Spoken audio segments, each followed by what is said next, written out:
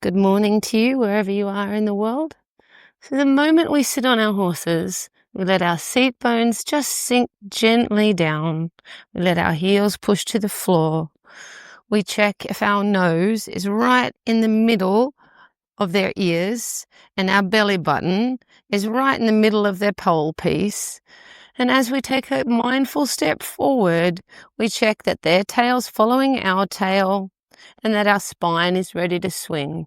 Let's take a deep breath and get ready to drop all our cares in the world. Let's go.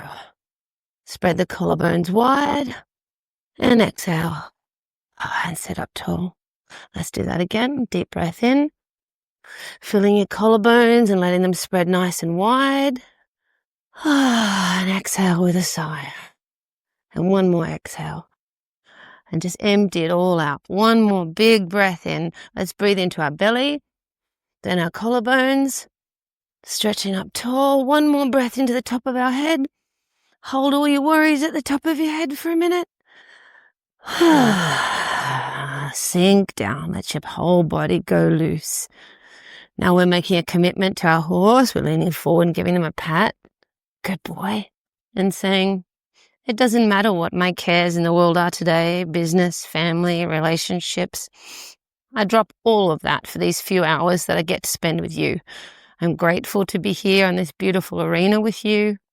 I'm grateful that I made the right choices, that I could afford this beautiful arena and afford to give you this saddle and this bridle and all the things that I spoil you with.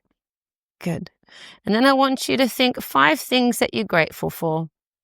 Things I'm grateful for: my beautiful daughter, my lovely husband, being surrounded by nature, birds, flowers, being able to do what I love.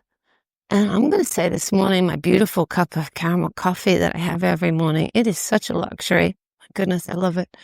So I'll give you a minute to do your 5 things.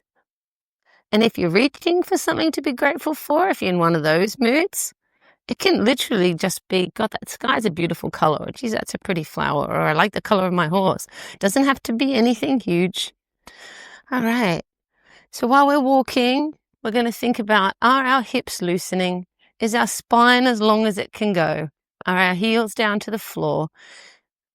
Ooh. And as I got looser, my horse just started trotting a little bit.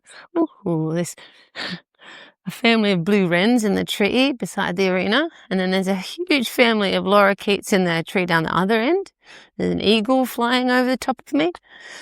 And I'm thinking, are my elbows moving in the same rhythm as my seat? I'm still on a long rein, and I'm working to really get the horse just pushing up. Left hind, right hind, left hind, right hind. 1, 2, 3, 4. I'm really looking for that rhythm. 1, 2, 3, 4. My elbows in the same rhythm as my seat. They're just rowing the neck away from me, asking him and encouraging him to make his neck as long as he can, because that big, long stretch is how I'm going to compress him later without any strain to him. So I'm going to stretch his entire body so that when I ask him to compress it, it's like a lovely little coiled spring that can just spring and bounce around the arena. And now I'm quietly taking the reins up. But before I do, I make sure that he's stepping underneath my center of balance. So stepping underneath your bum, because you've got your 2 seat bones and your pelvic triangle, which forms your seat bone triangle. And you want to make sure in the walk that you're sitting a little more on your bum. Just so you sit nice and deep so the horse doesn't mistake the energy and want to trot. That little spook there. This is why we do it on a horse, so that you can laugh along with me at all the stuff that goes down while you're riding. The peacock just flew out the tree. All right, and heels down. Right, and I'm rowing that neck away in the walk, and I'm feeling his ribs just undulating softly, left, right, as he's just swinging along like he's walking across the paddock.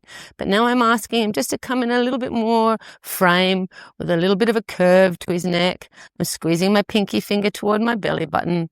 He's having a little spook again, so I'm just putting him just in a little bit shoulder 4, because this is now like a nature reserve here. So the horses just, they have wild deer popping out on them and stuff. So if I think they're a little bit toey, I just put them in a little bit of shoulder 4 and ask them to look down at the sand and concentrate on their job. The walk's just gotten a little bit lazy. Good boy. So I just gave him a little touch up with my left heel and my right heel. But I'm counting out that rhythm. 1, 2, 3, 4. I'm trying to touch him up within that rhythm. That's a good boy. I've got my chin up. I got my spine long. I got my thumbs on top of the rein. I've got my arm parallel to the floor. I got a bit of lead in each elbow. My elbows are rowing the neck away in the walk. Got my heels deep. And I'm going to be very mindful that if I ask him to do anything, as soon as he steps in the direction of doing it, that I yield the rein, the leg, the voice, whatever it is. Good boy. And now I'm preparing to trot. So instead of sitting so deep, I'm going to ever so quietly just lighten my seat. Sit a little bit more toward the pelvis and stretch up, like just not leaning over the front of him, but it's almost a feeling of that. Like I'm just going to lighten it up a little bit. Good boy. And give him a pat. Thank you. It's important to always say thank you, because then the horse starts to make a choice that he does it because you're making it easy for him to do it, and he knows he's going to get a pat or a scratch or whatever it is that he likes. Good. I had one pony that was very mercenary, and I used to stop and give her a sugar cube when she'd do something really, really good. In a Grand Prix test once, after she did her one, she tried to stop and get a sugar cube. So I learnt to actually keep going for a minute and then, and then give them a sugar. But, that's what riding is. It's all about trial and error. All right. So I'm on a circle going to the left. So if you just take your time, going to the left on a circle. All right. Good boy. And I'm thinking left leg to right rein. Good boy. And I'm softening my left rein. And as I catch him in my right rein, I make him a little deeper and I give. And I'm trying to get the neck floppy so that he can reach his nose all the way to the floor. Good boy. And now I'm curving that left rib. I'm thinking of the left hind just pushing to the right foreleg a little bit. And then I'm yielding my left heel down to the floor. And I'm just quietly pushing my left pelvis to my right pelvis so that he starts to do it with my body, not my leg hammering him all the time. So left heel down, left calf to right calf, catch it in the right rein, make him a little softer, a little rounder, whatever he needs. And then I'm yielding. Good boy. And I want him all the way to the floor. And I'm counting my rhythm. 1, 2, 2, 2, 1, 2, 1, 2, 1, 2, 1, 2. Good boy. Collarbones wide. Oh, that a boy. That's a good boy. Sitting up tall and heels down. A little bit extra weight in that inside heel. Good boy. You're a bouncy fella, aren't you? All right. Now let's change the rein. Before we change the rein, we just straighten the neck a little. And then we're straight away looking for that right curve. So I've got my right leg pushing him to my left rein. My left rein catches him. Says, can you come a little softer there for me? And then I give, just as I feel the dynamic on the bit change a little. I give my hand forward and soften, like my arm is made of Play-Doh. It's just loose. And clever fingers, asking, thanking. Clever legs, asking, thanking by pushing the heel back down. Oh, that's nice. Inside rein is super loose and floppy. Outside rein is lovely and elastic, but super light. Good. And that's something to watch too, that your outside rein doesn't become like a death grip. Because even though it has a big job to do, it's most definitely shouldn't give the horse discomfort because you're grabbing it, to have the outside rein. The reins are just a directive. When they've given the directive, they loosen and say to the horse, can you do that a little bit on your own now? That's a boy. And I'm going to change the rein back to the left again. And I'm going to prepare to canter. So as I'm coming to change the rein, I straighten the neck. I push the left neck a little to the right. I push the left rib a little to the right. I yield my left rein. And I take him a little in my right rein. And I just spread my toe on my left boot. So I'm a bit mindful that I don't fall to the outside. That I keep my weight down over that left heel. And a boy. Preparing to canter. Oh, bouncy one. Good boy. All right. Whew. That's a boy. Isn't it good to be alive? Aren't we the luckiest guys on earth out here riding our horses? Wonder what all the poor people are doing today. Oh, that's right, they're riding horses. All right, 1, 2, 3, and a 1, 2, 3. 1, 2, 3, and a 1, 2, 3. Okay, so our saddle's like a bouncing ball and we're sitting into it and it's just boinging us back up. And if you're not feeling that, come a little with the inside leg. Inside leg comes now, 2, 3, and a 1, 2, 3, and now 2, 3. And I create the bounce, and then I push my inside leg down again. And as I did that, he stopped. So he just got a little touch up with my heel and said, hey, when I relax, you work. I've still got 15 hours of work ahead of me, buddy. You'll be done in 20 minutes. All right. And the single most suppling exercise, right, between all the exercises is trot, canter, canter, trot. So let's do it. I do it on a long rein and the uphill frame. Good boy. All right. So to trot, I just want you to push down into your inside heel and just click your left pelvis over to your right and squeeze the outside rein. Good boy. And come to the canter again. Inside leg on the girth, outside leg behind. So your inside leg is just, it might be to energize a little bit. It might be to stop them falling left when you put the right leg on. But just lighten all your aids. Lighten your fingers. Lighten your heart a little bit. This is fun. Nobody's going to make millions of dollars doing it. Although that'd be nice, wouldn't it? Attaboy. Up, 2, 3, and a up, 2, 3. Inside leg comes now, 2, 3. And relax the heel down, both heels down. Good, let your pelvis loosen. Stretch up. And just starting to feel the cares of the world dropping away, aren't we? Attaboy. All right, now I'm going to trot. Inside heel down. Take him to the outside rein. Good boy. He's locked onto the bit, so just give him a couple of good squeezes, like I'm squeezing a dishcloth, and just say, there we go, lovely and light. Attaboy. I think, when they land a little bit on the forehand like that, I was not concentrating and maybe switched my core off. So we're going to do it a bit again and mindfully and canter. Good boy. Right, now this time, so he doesn't fall on the forehand and I have to squeeze and tell him not to grab the rein, I'm going to lift my belly button up to my nose.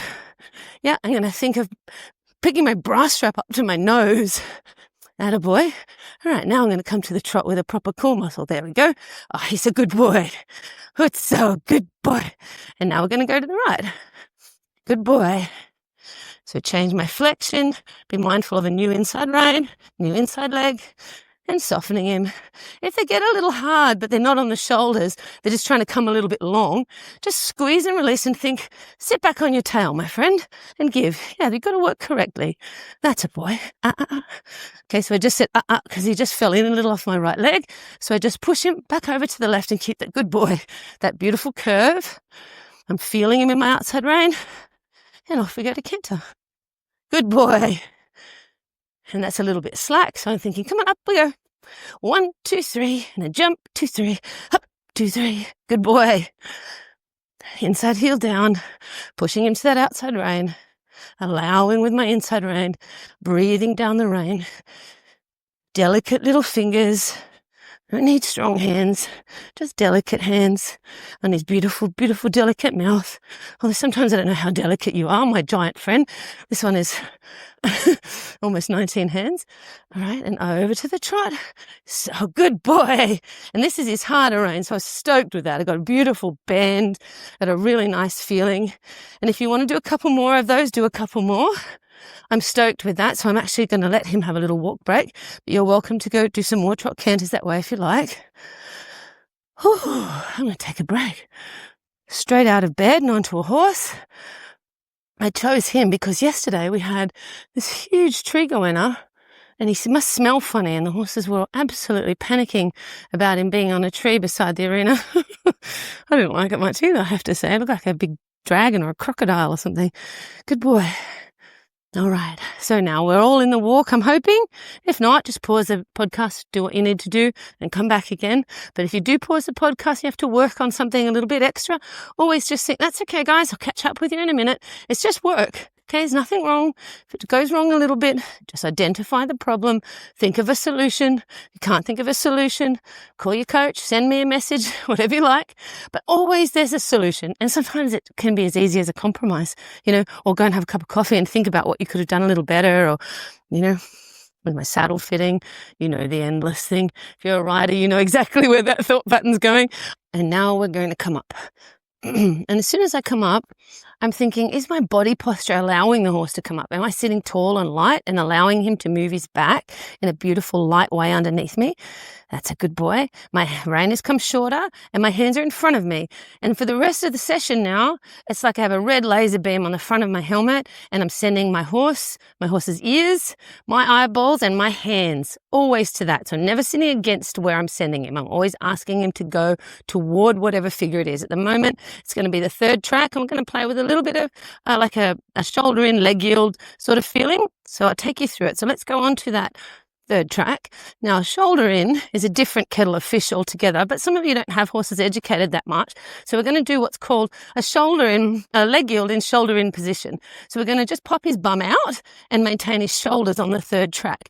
So rather than our inside leg on the girth, we're just going to quietly put our inside leg behind the girth. So that's very different to shoulder in. From a distance, at a glance, you might think it's shoulder in. Okay, but it's got no bend. And we're just putting the quarters out and keeping him. I'm on the right rein, so I'm keeping him in the left rein. Good boy. And I'm just popping his little bum over to the wall and maintaining his shoulder with my left rein. And good boy. Inside heel down. Good boy. And I'm starting to work him up that hill. So I'm on the right rein, left rein. Yep, bring it up, curl the wrist, and just slide that right leg back and say bum out, shoulders in. And now he's just gotten a little bit behind my leg.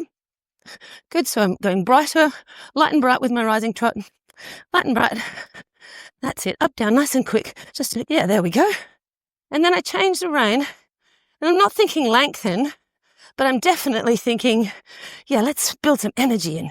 Let's go, let's have some fun. And he can pick up on that vibe. So when he gets a little bit behind the leg, you get more energetic and come with your leg a little bit quicker and more energetic.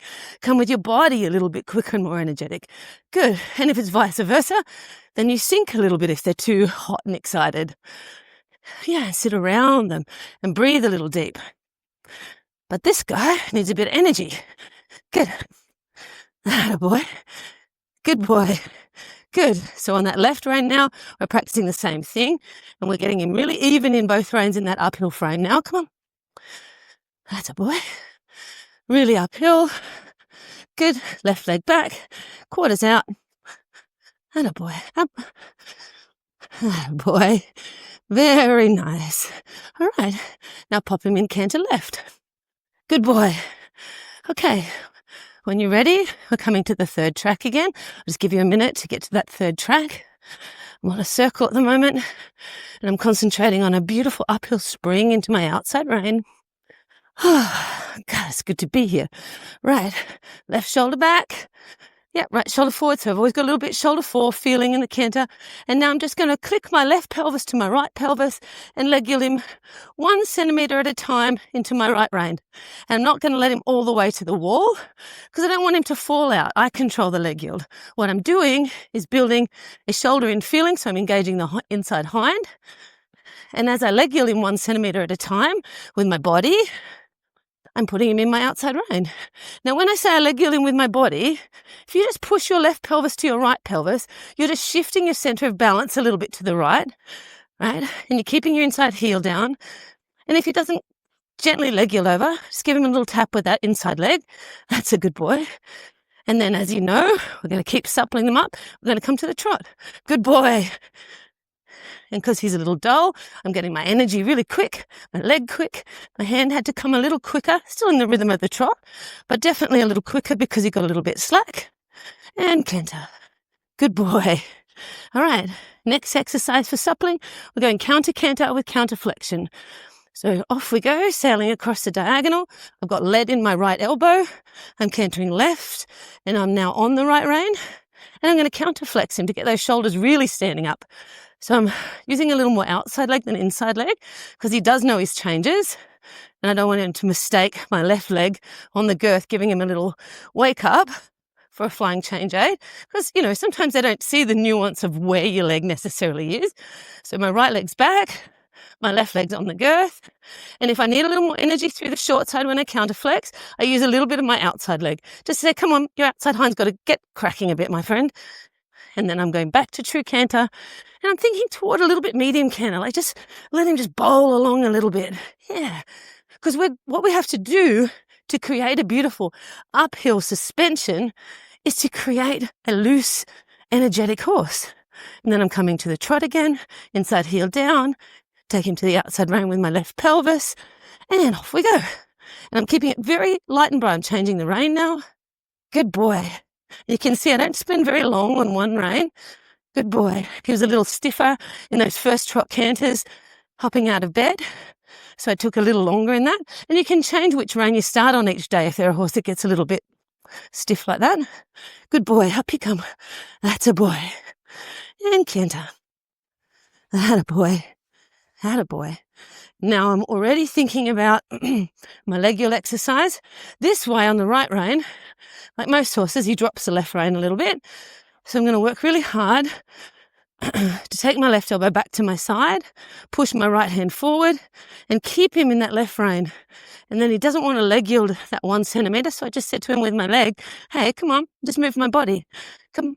Good. And every time I correct him going to the right, I correct him with my left hand up and a little bit formed up. Like I'm very conscious of it because he wants to drop it. So I've got my right rein in a loop and I've got my left hand really sitting back and saying, here, take this one. The right one doesn't exist anymore for you, my friend. Right heel down. And if he falls against my right leg, that's fine. I can give him a little hoik. Don't fall in here. But I'm holding him there with my body. Good boy. Oh, he's a good boy. Right now, I've definitely got him in my left rein. He feels fantastic now. Really got my left hand there, and he's dead even in both reins. That's a great place to start from. All right, we're coming to the trot. And again, super happy with that. Good. Don't be afraid to give yourself a pat in the back. I've worked really, really hard on this horse to get him to keep his curve in his body. Trot, canter, canter, trot. And it was a work of about 6 months to keep perfect curve and right on those aids. So stoked with that. And I'm stretching him to the floor. Really floppy and loose. But now I'm starting to ask for him to actually cover some ground in that stretch. I want him loose and floppy, but I want him pushing. I want to feel him in my outside rein. And it might even feel a little bit toward medium trot. It's not. It's just a big ground covering working trot, nose out, nose toward the floor. Every muscle in his little body's getting loose. Well, his big body, but he's a timid little soul. So there we go. And now I'm changing rein and doing it evenly on the other rein. Atta boy. Everything is even. You do 3 circles left, you do 3 circles right. He didn't do as much canter right in the warm-up today, so I've just stored it away.